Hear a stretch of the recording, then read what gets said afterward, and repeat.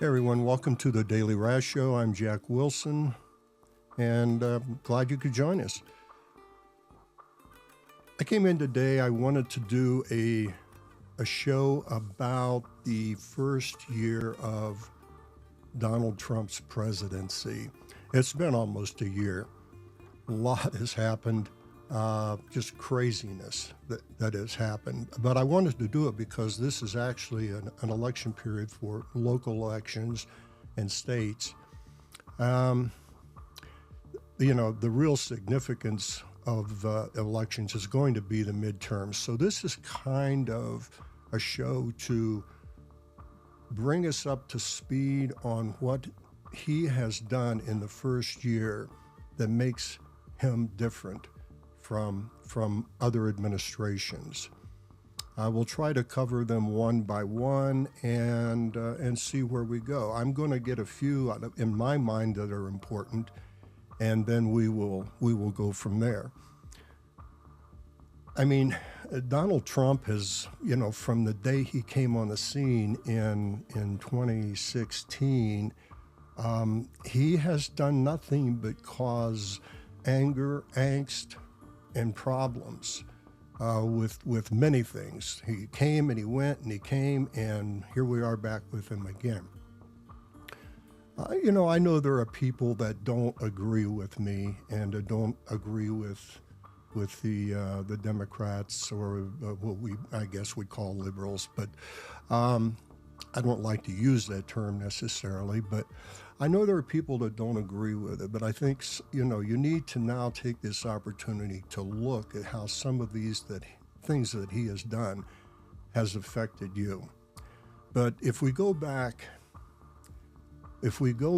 to January 6, 2021, when he lost that election, what he did and how he went in and basically incited a riot.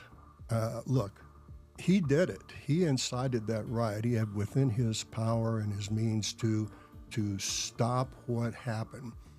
But he didn't. He did not do that. He went in and incited it more. And his followers and the people behind him actually came up on that podium. If we remember and go back and look, again, this podcast is for us to go remember these things. It's been a while, and we tend to forget.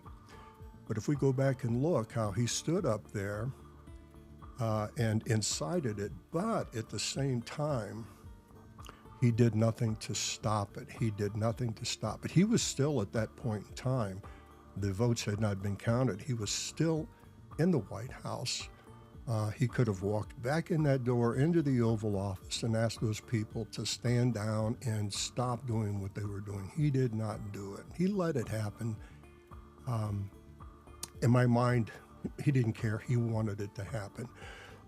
He likes to do those things. If we've seen that in the last year of this administration, if you can see the things that he's done to create anger, division, violence, a separation of the minds of the American people. We've always had our differences. The country has problems. There's no question about that. But he has done nothing to set that aside. He has taken advantage of it. Well, on January 6, 2021, it cost the lives of 5 people. One was actually shot there, and then 4 officers, Capitol Police, I believe, committed suicide. What the hell is that? What is that? These guys committed suicide. Something was really wrong with that. So that's one of the things that Donald Trump did in 2021. But when he came in 2025 and his administration started, the first thing he did was go pardon 1,600 people, 1,500 plus, almost 1,600 people. He pardoned them, blanket pardons, forgiveness for what they did. Does anyone think that's right?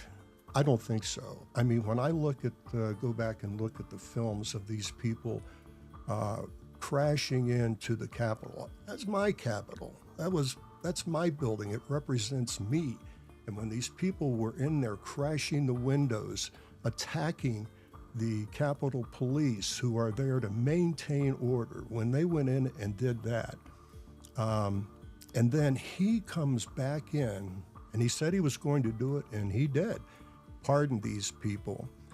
I find, something really wrong with that. That's one of the big things that he did right out of the chute when he came in to his administration. And then he began signing executive orders. He made a big deal out of it, of signing executive orders.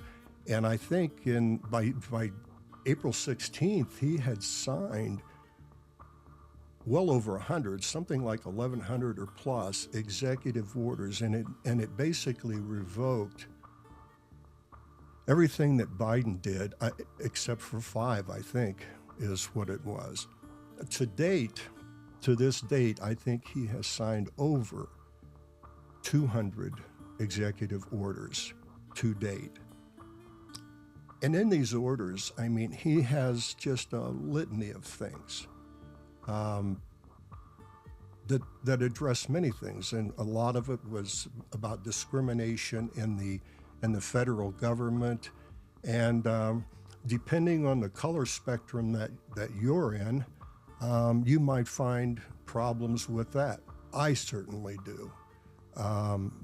So you need to go back and look, because again, it's been almost a year that he has done these things, and look at these executive orders on what he has signed and done to draw a conclusion on that. Another thing that he did was he pushed through appointments of people that were either, in my mind, unqualified, hardly any qualifications. Certainly, they didn't have the qualifications to be secretaries of large government departments. These were merely Trump supporters.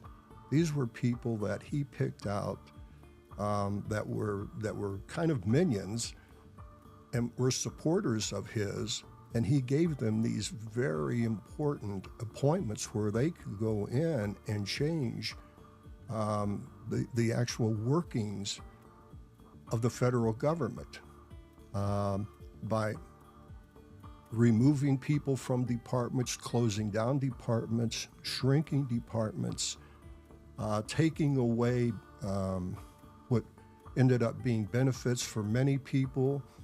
When he created Doge and he brought Elon Musk in, and I think, later on, getting ahead a little bit, Elon Musk saw what Trump really was and what his purpose there was. And his purpose was to show authority. That was his first grab, was when he went in and started dividing up these departments and removing people, closing down departments, firing people, shuffling people around. And some of these departments were very important, secure areas that have things to do with our defense, and also the welfare of many citizens in the country. He had no qualms about going in and doing that.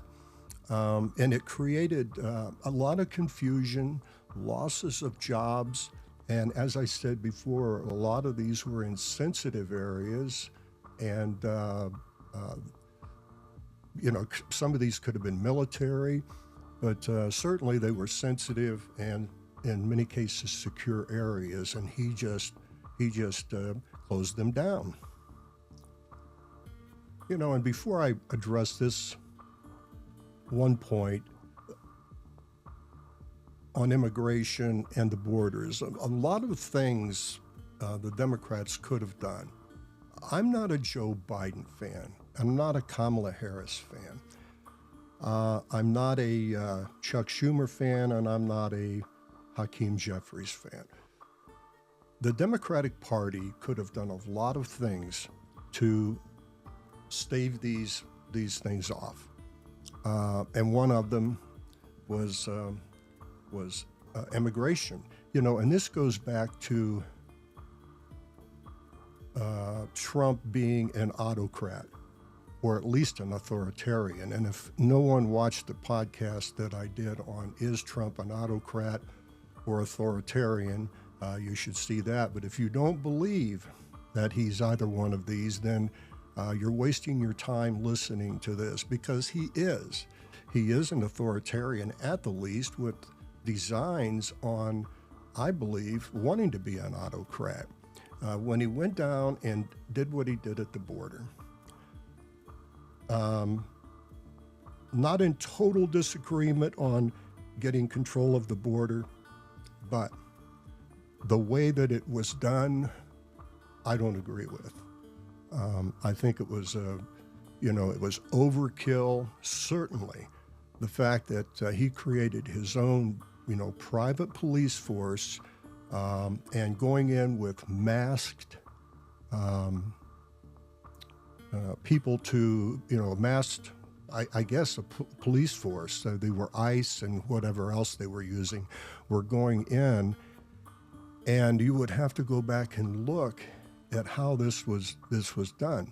I don't think anybody understands what it would be like to have someone come up and bind you, cuff you, throw you in a car without any identification, without any warrants, just because they want to. Now, that said, he also picked up, there were American citizens that got caught up on this. And, because of their culture, their color, whatever, they were thrown in that mix of what he wanted to do. And most of it was illegal, and it's still illegal. But this goes to Trump's method of operation. He doesn't care about the law, because what he'll do is take it to court. And then when it goes to court, it's there forever. Well, he now has a Supreme Court, but the fact is, when it goes to these courts, it's in there forever, so it doesn't stop him. There is no one to go with a mask and put him in the back of a car and say, that's illegal, we're going to take you in. There's no one to do that to him. So he effectively can do anything he wants to do. It will go to the courts, and there it will stay for months, perhaps years. At the same time, he can keep doing what he's doing, because there is really no way that he can be stopped. So another thing that he did, moving on from that, was that showed, his autocratic nature, was to begin imposing tariffs for the rest of the world. He just literally, it was almost every country, he imposed ridiculous tariffs. There was typically in Congress, there's negotiations on what tariffs and how much, they impose on different countries. And it's a discussion between Democrats and Republicans on what they do. He didn't talk to anyone about this. He just went and imposed these tariffs on almost every country with no discussion, no warning on the countries or what was being imposed on them. It was blue sky, right out of the air, whatever he wanted to do. What it did was, for a long time, it created these uncertainties in the markets. Wall Street did not know what to do. Countries did not know what to do. businesses were at a loss on what to do because products were coming in. They had, maybe things on their shelves that were under one price. Now products are coming in, they're going to be on another price. It just really created a craziness in the market. How would you like to have owned a business where you must have seen these things on the news, where you didn't know what you were going to be able to charge for the consumers? Was the tariff going to be 10%, 20%, 100%? They didn't know. They had no idea. Another thing that for a long time, I don't think people really understood. They thought that tariffs were paid by the importer, or rather the exporter. In other words, if a product was coming in from Japan or Taiwan or China or any other country, a lot of people really believe that these tariffs were paid by the exporters. They're not. They are a tax that's taxed at our border, and it's imposed at our border. The exporter doesn't pay it. It's imposed at our border, and for the importer, whoever's buying that product is paying that import tax. That's what they're paying. And they're going to have to either eat it. Now, the tax goes to the government, but they're going to have to eat it, or they're going to have to put that product in, or that price in the cost of the product. That's what a tariff is. Much like a federal excise tax that people really don't even see. Most people don't even know that there is a federal excise tax, and it goes into it's just in the price of the product. You don't even see it.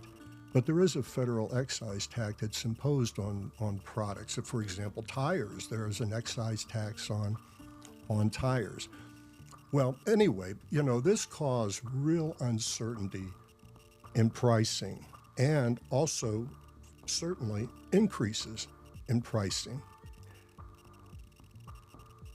That has kind of quieted down, but it's still there because he is still playing with these ideas of tariffs.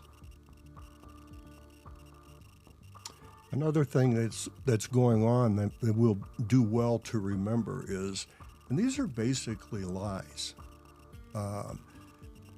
by the Republican Party with the signing of this big, beautiful bill, they call it.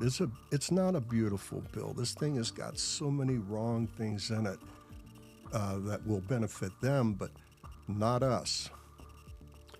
And one of them that they talked about and bragged about was the no taxes on Social Security, no taxes on tips, no taxes on overtime. That is wrong. That is wrong. All of this is going to depend on your deductions, your income, and there are a lot of caveats that go with this. And the one thing is that they're not permanent. None of these things are permanent. They're going to run out at a period of time next year, or maybe the year after, when they take effect. But they're not permanent. As was the part of the what's holding up the government right now. They still have not opened it. But part of what is holding us up was the Affordable Care Act. There were some provisions in that were breaks for people that had health insurance in the Affordable Care Act that were going to run out, I believe, this month. And when they did this bill, what the Democrats wanted was they wanted a continuation of these already approved breaks in that bill for the Affordable Care Act. And they wanted a continuation of it. And the Republicans said, no, it's gone. It is gone. And they promoted a lot of lies on why they wanted this out, that illegals were getting health care, illegals were getting, they were not, because, no pun intended, it's illegal. And, hospitals want to get paid. They have to do things to get their money. So hospitals and doctors. So they were promoting all of these ideas that these provisions that were in that bill were going to reward people that don't want to work, illegals, people that don't deserve it. These are lies. They promote these lies. And, if you tell a lie long enough and often enough, people actually begin to believe these things. Moving on, another thing that he's doing or has done, is in the process of doing, is testing our system. To me, this is just another bid for autocratic authority, by going in and trying to militarize our cities using troops. It's kind of calmed down a little bit, but even with the protests and denials of the city and state leaders, he was intent on sending military in to take over state control and city control of their police, and moving on the citizens of this country. This is, again, in my mind, this is a test of his use of the military against U.S. citizens. Now, do any countries come to mind that this has been done in? I can think of several in banana republics in South America, and I can also go back into the 30s and 40s where it was done in Europe. But he's doing this based on what he thinks. That's autocratic. And, this is coming up, leading up to elections this year, but next year, main elections of the midterms. He's testing the Constitution at every turn. If we think back from 2016 up into now, he has delegitimized the voting processes, the news medias. Every news media he has pounded on as fake news, excluding one. I'm not even going to mention their name. But that's another example of authoritarian rule, that the law, forget the law. There is an amendment, I think it's the 10th Amendment, that prevents him from doing that. I could be wrong, but I know there is a law, and I believe it's in the courts now. And as I said before, he takes these things to courts, and it's always going to be in the courts until there's it's a test, until there is a resolution, which could take months, years, etc. That's not the only thing that upsets me. Again, we're going through the high points of things we need to remember when it comes election time. Another thing that sent me to the moon was when, this goes back to the earlier part of the year, and I think we all need to remember this. This is when he really began to exercise his authority, was when Volodymyr Zelensky came into his office, and it was like the WWE. He was ganged up on. They beat the hell out of the guy. I felt so bad. Everybody felt bad for him. They were watching this guy have the hell beat out of him by not only Trump, but by his minions. They were just leaning in on him. It was really sad to watch. And then when he exited the White House with his tail between his legs, what was he going to do? I know what he probably felt like doing. Probably felt like doing what I would feel like doing. But he was in a position where he needed us. And, we have to remember that Ukraine it's kind of a zone between Russia and Europe. And it's very important to support that zone, that protective zone between Russia, Putin, and Europe, the EU, all of those countries that are part of NATO. Lucky for Russia that Ukraine was not part of NATO at that time. It's too bad they weren't, too bad they are not.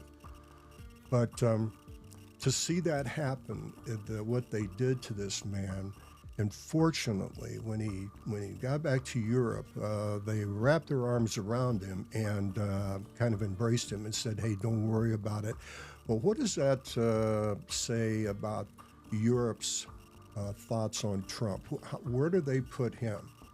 I don't think they trust him. I certainly don't believe that. So the value of America's word it really diminished greatly, I think, at that point. But I will never forget that, and I hope no one does when they go out to vote next year and during the midterms and try to flip some of these seats and get people in to stand up against Trump, because what his authority right now is, because he has the Senate and the Congress, and these guys are minions. They will do anything he tells them. It's an obvious fact right now from looking at the things that have happened all year. They'll do anything he says.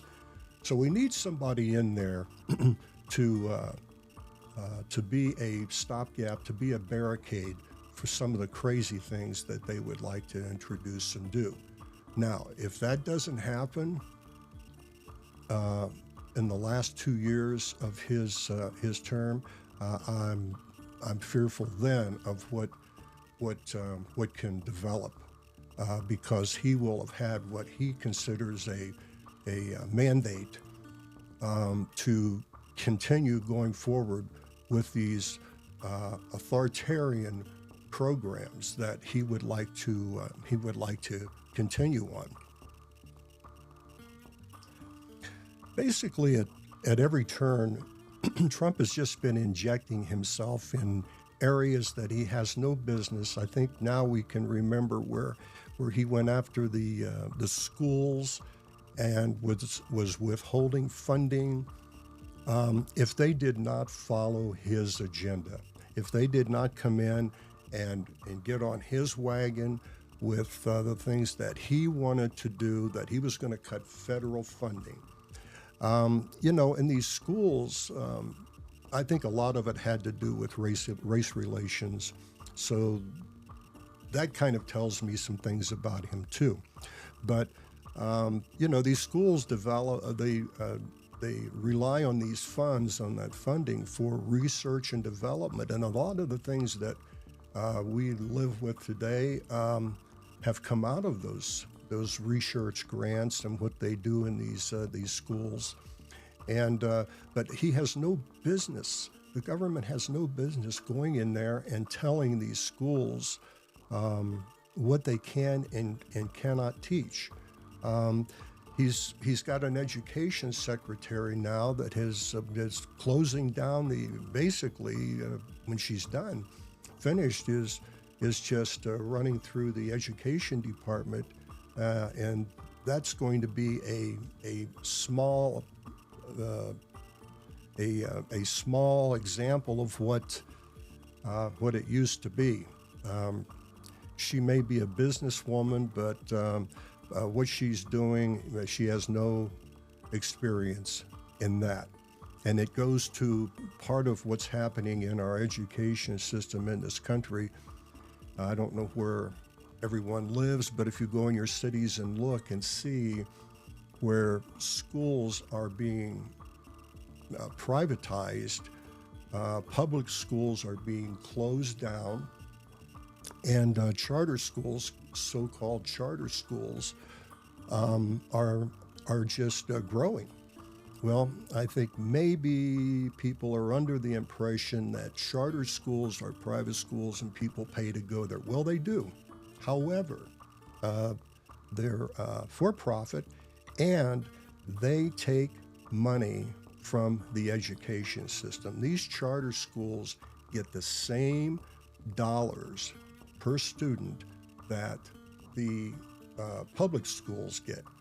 That is to say, if the public school students of the states allocate money to go to those particular schools, the same allocation goes to the charter schools. So if one is closing down and the others are growing, what is that saying? They're closing public schools. They don't have the funds.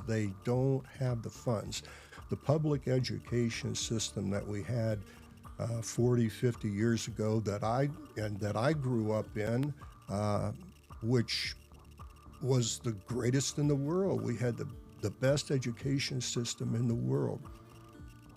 It's gone. It is gone. So they are injecting themselves into the education system and trying to tell you and me what kind of an education we can go get in colleges.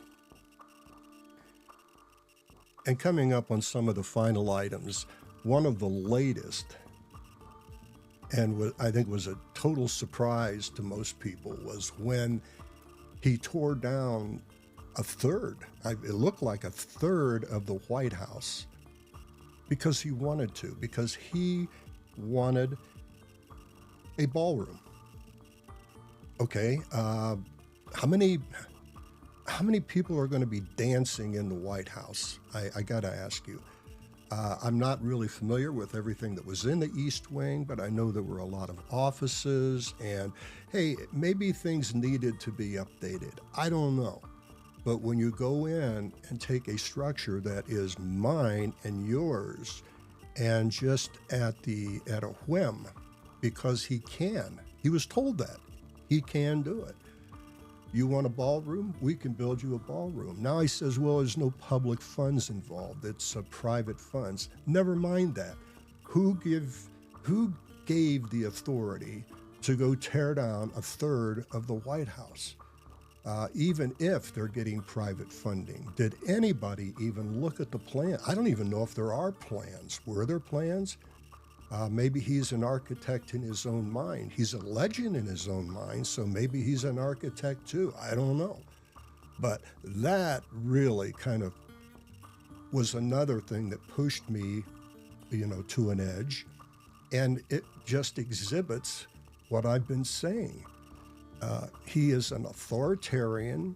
He wants to exert his authoritarian manner and autocratic manner, because that's the way he's been his whole life, and he is entitled to that. He's entitled to that. Well, forget it. He's not entitled to it. We hired him, we can fire him. And I'm hoping that we're coming up on some of the decisions with these things, and I'm going to have more as we continue on. I'm going to have more on that, and we'll come up on some of the other things next year. We'll continue on it. We cannot stop. We cannot stop watching everything that Trump does, and the Republicans in the Senate and the Republicans in Congress, because they are giving him the power to do these things, and it needs to be stopped. And we stop it by not sending in troops or military troops. That we stop it by elections and voting, and we do not call the voting fake. We do not delegitimize the voting process. We don't take the news media and call them fake news. We need the news media to expose all of these things that are happening. And, it's just ironic. I look at it every day and I say to myself, how is it that all of the media is trying to hold him accountable except one? Just one. There is only one. Now, there are other ones. There are these other crazy shows that have, some of the right-wing followers of him that are on cable, and I've watched them to see what they're doing and saying. It's really abstract, but I've watched them, and the funny thing is the quality of the shows is really terrible. I don't know what kind of a signal they're using, but it's not much. So there's really only one network, or one, I guess would call legitimate news media, and that would be Fox, that support him. And sometimes they even have to back off of him. But it seems odd that everyone, almost everyone, finds fault with the things that he does and is trying to warn us in many ways, to give us the opportunity to stand in there and do something about it. Again, we're coming up on midterm elections. It's been that quick. It's been a year that he's been in, and look at the damage that he's doing. I don't think we're going to really feel the effects of it probably until next year, as some of these programs fall off and some of the new ones come in. I don't think we're going to see it yet. In my opinion, these programs and things that he is doing is really hurting a large portion of the people that voted for him. We can look at the SNAP programs recently. Those are still lying in wait. So we can look at a lot of the things that are happening, and the farmers with how they're suffering because of the tariffs. We're looking at all these programs, and I think most of them are hurting the people that voted for him. So I hope they have a second look at why they voted for him, again, he's going to be here for another 3 years, but the Republican Congress and Senate, those votes are coming up in a year. It's important to get out and remove these people based on the fact that they have supported him. We need a safety net in there of Democrats to stop some of the craziness that has going on. Now, I'm going to say, I'm not a great fan on some of the things that the Democrats have done. I think they've been weak. I think they need to step up and be tough with the Republican Party. I'm looking at some of the things that Gavin Newsom is doing. He is tough, and I think he's going to stand in and fight against them. So we'll see how that goes. I hope everyone got something out of this. We'll do it again. If you have any suggestions, send them to me at Jack Wilson at dailyraz.com. If you would like to go to the dailyraz.com, and I have a blog that I do almost every day there, and I do write articles there. And again, we're going to be doing more shows. If you'd like to subscribe to this, we'll probably get even deeper into some of these things. If you'd like to subscribe to the channel, we appreciate it. And come back and watch us again. And thanks for joining us.